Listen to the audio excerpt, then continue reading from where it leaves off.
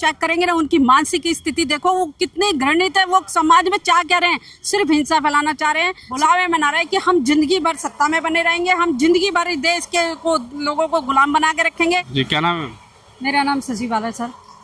मैं कांवड़ यात्रा पे सिर्फ एक ही बात कहना चाहूँगी कि धर्म के नाम पे आज जो हिंसा हो रही है ना, आपने कभी पहले सुना होगा कि 2014 से पहले अगर हम भगवान का नाम लेते थे, जय श्री राम बोलते थे, तो हमारा नतमस्तक होते थे, एक आदर एक सत्कार के साथ, एक भगवान को समर्पित होते थे हम, कोई भी अगर हम कह रहा था तो। लेकिन आज के नाम पे आज जो हम देखते हैं कि राम का नाम एक हिंसक रूप में लिया जा रहा है। आपने एक भगवान का चित्र को इतना भयंकर कर दिया है। जय श्री राम, जय श्री राम आज के समय में मैं कहना चाहूँगी एक गलत तरीके से यूज करा जा रहा है, एक आतंकवादी तरीके से यूज करा जा रहा है कि किसी की मॉब लिंचिंग करनी हो तो जय श्री राम करके मॉब लिंचिंग कर दो, अगर किसी की हत्या करनी हो तो जय श्री राम करके हत्या कर दो। तो ये भगवान का नाम बदनाम करने के लिए, उनका मिसयूज करने के लिए, एक आतंक फैलाने के लिए, एक हिंसा रूप बनाने के लिए सिर्फ भगवान का नाम लिया जा रहा है, उन्हें बदनाम करने के लिए। भगवान कभी नहीं कहता कोई भी कि जो ना आप मेरे नाम को इस तरह से करो। आपने तो उनका नाम का चित्र का ही आपने पूरा ही मतलब विशेषण ही अलग कर दिया आपने। कांवड़ यात्रा शुरू होने वाली है। कांवड़ यात्रा में ढाबों पे जाकर आधार कार्ड चेक किया जा रहा है, नेम प्लेट लगाने की बात की जा रही है, कुछ लोग पेंट तुलवा के भी चेक कर रहे हैं। सर जो लोग ये इस तरह का कृतज्ञ कर रहे हैं कि वो कपड़े उतारवा के देख रहे हैं कि ये हिंदू है या मुसलमान है, आपका सिर्फ कहने का औपचारिकता ये है। मैं ये कहना चाहूँगी कि उन्हें ये आदेश दे कौन रहा है, ये इन्हें ऑक्सीजन मिल कहाँ से रही है? कहीं ना कहीं इन्हें सत्ता की, कहीं ना कहीं ऐसे संगठन उग्रवादी और आतंकवादी संगठनों से इन्हें ये ऑक्सीजन मिल रही है कि ये इस तरह के काम कर रहे हैं। ये हमारे देश में हिंसा का वो माहौल बना रहे हैं कि हम सिर्फ तलवार लेके, लठ लेके सड़कों पर एक दूसरे का मर्डर करें, हिंसा करें और देश को एक आग में झोंक दें। धार्मिक रूप से हमें अपने देश को जो है जहाँ प्रगति के रास्ते पे ले जाना चाहिए, हम अपने देश को गर्क में लेके जा रहे हैं। जिस देश में भगवान नहीं है, जिस देश में धर्म नहीं है, उस देश में देखो वो तरक्की कर रहे हैं। क्या नफरत फैलाना चाह रहे हैं क्या देश में? ये सिर्फ नफरत की राजनीति है, नफरत की तरफ हमारा देश बढ़ रहा है और कुछ नहीं है।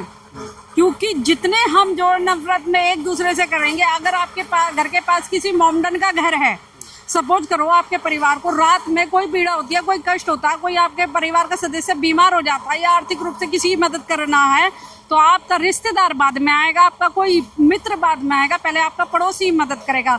और वो मोमडन जो आपको ब्लड दे के, पैसे दे के या पारिवारिक मदद दे के आपकी मदद कर रहा है, क्या आप उस मुसलमान को भूल जाएंगे? यात्रा नाम बदल के रहता है, भंग कर देंगे यात्रा, कांवड़ यात्रा भंग करते हैं। कांवर यात्रा कोई भंग नहीं कर सकता, क्योंकि जो कांवर लेने जा रहा है उसका आप वो अपना विचार से जा रहा है, अपने मन से जा रहा है, वो क्यों खाएगा? अगर वो सही तरीके से कांवर लेने जा रहा है ना तो वो भांग धतूरा खाएगा, ना वो दारू पिएगा, ना वो मीट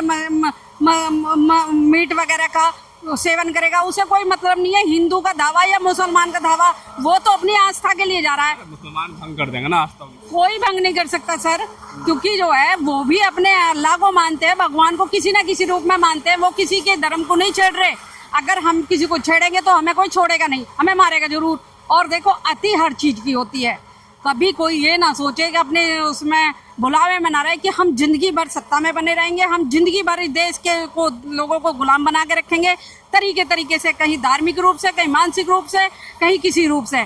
आजाद जरूर होंगे हम, पैंट उतार के चेक करेंगे, फिर आजाद होंगे। आप क्या पैंट उतार के चेक करेंगे? क्यों चेक करेंगे? जो चेक करेंगे ना उनकी मानसिक स्थिति देखो, वो कितने घृणित है, वो समाज में क्या कह रहे हैं, सिर्फ हिंसा फैलाना चाह रहे हैं, सिर्फ विरोध फैलाना चाह रहे हैं, वो देश को सिर्फ आगजनी, हिंसा, मारकाट, सिर्फ इसमें देखना चाह रहे हैं। अगर इन चीज़ों को छोड़ो, इस चीज़ से अलग बहुत सारी चीज़ें हैं।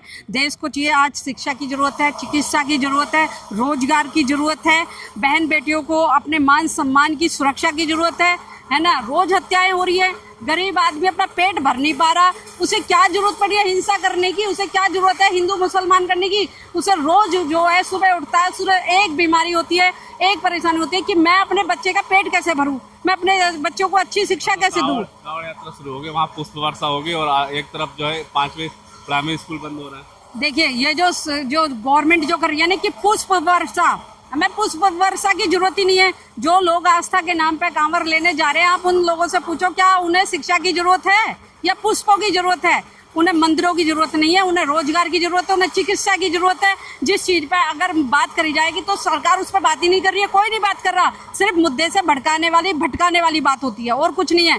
5000 स्कूलों को आप बंद कर रहे हो जिसमें गरीब बच्चे पढ़ते हैं, एक मजदूर का बच्चा पढ़ रहा है ना, एक उस व्यक्ति का बच्चा पढ़ रहा है जिसकी नौकरी छूट गई, वो कैसे कैसे तो अपने बच्चे को पढ़ाने की कोशिश कर रहा है। क्योंकि स्कूल बंद करने का मतलब सिर्फ ये है, स्कूल बंद हो जाएंगे, पढ़ेगा नहीं बच्चा, अनपढ़ रहेगा तो वो कहाँ जाएगा? हिंसा में जाएगा, वो आगजनी में जाएगा, वो तोड़ फोड़ में जाएगा, वो कांवर लेने जाएगा, वो बेरोजगार बन जाएगा क्योंकि उसका भविष्य उसे कहीं दिखाई नहीं दे रहा। वो सरकार से, शासन से सवाल नहीं कर पाएगा, वो अपना भविष्य नहीं देख पाएगा।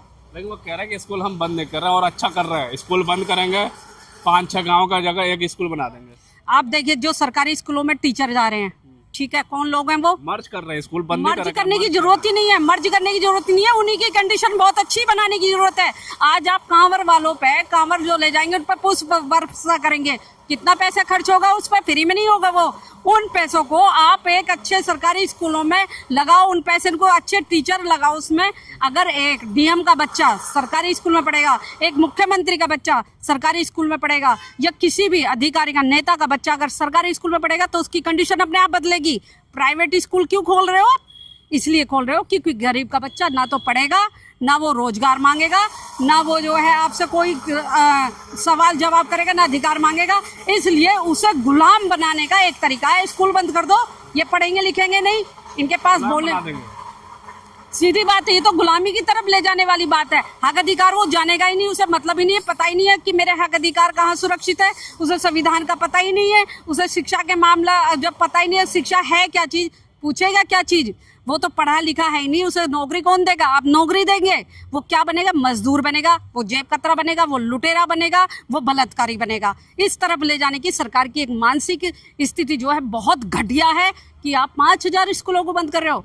मेरा तो मतलब ये है कहने का कि आप प्राइवेट बढ़िया से बढ़िया स्कूल जो है आप उन्हें भी सरकारी उसमें करो, निजीकरण बंद करके उनका जो है आपने कर दिया, उसे क्यों नहीं आप गरीब लोगों को दे रहे हो? क्यों प्राइवेट स्कूल आप खोले जा रहे हो? जहाँ जरूरत है शिक्षा की, जहाँ गरीब को जरूरत है रोजगार की, जहाँ गरीब को जरूरत है एक चिकित्सा की, प्राइवेट स्कूल आप वहाँ चले जाओ हॉस्पिटल में।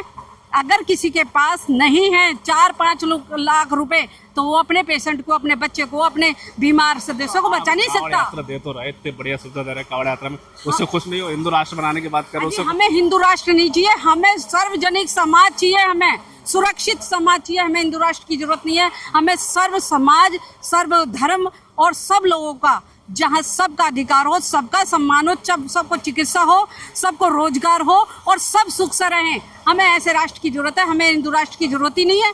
पहले से क्या 2014 से लोग इस देश में नहीं रह रहे थे?